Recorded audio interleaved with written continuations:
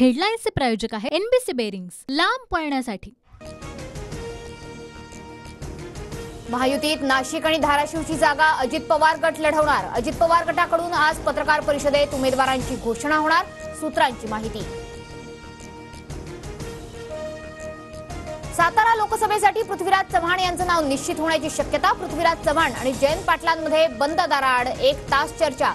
कराडच्या बैठकीत सातारा आणि सांगलीच्या जागेवरून खलबत। रत्नागिरी, सिंधुदुर्ग आणि संभाजीनगरच्या जागेसंदर्भात मुख्यमंत्र्यांची काल बैठक। रत्नागिरी, सिंधुदुर्गची जागा भाजपला सोडायची नाही, बैठकीत सूर। तर संभाजीनगरच्या जागेसंदर्भात पदाधिकाऱ्यांशी चर्चा। शिरूर लोकसभेसाठी महायुतीची आज समन्वय बैठक। मंत्री चंद्रकांत पाटील, उदय सामंतांसह महायुतीचे नेते उपस्थित राहणार। बैठकीत प्रचार आणि सभांचं नियोजन केलं जाणार।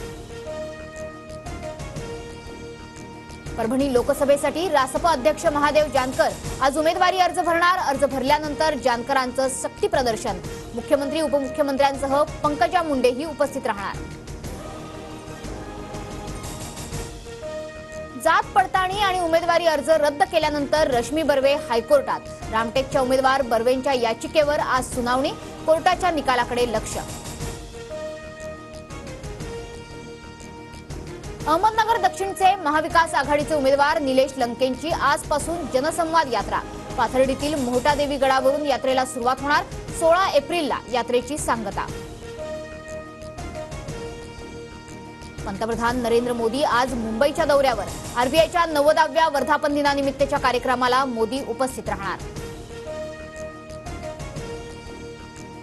लोकसभेच्या प्रचारासाठी राज्यात मोदींच्या सभांचा धडाका।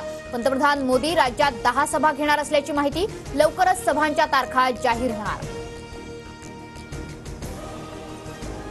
राजनाथ सिंहांच्या अध्यक्षतेखाली भाजपच्या निवडणूक जाहीरनामा समितीची आज बैठक। महाराष्ट्रातून पीयूष गोयल, विनोद तावडे हे उपस्थित राहणार।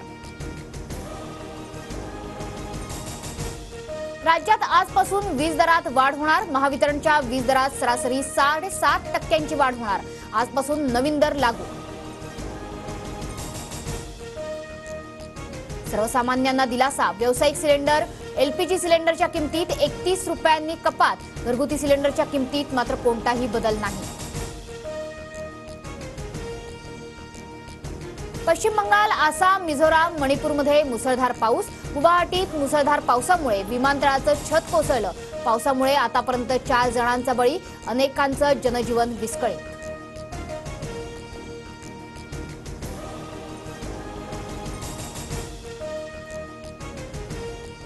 हेडलाईन्सचे प्रायोजक आहे एनबीसी बेरिंग्स, लांब पळण्यासाठी।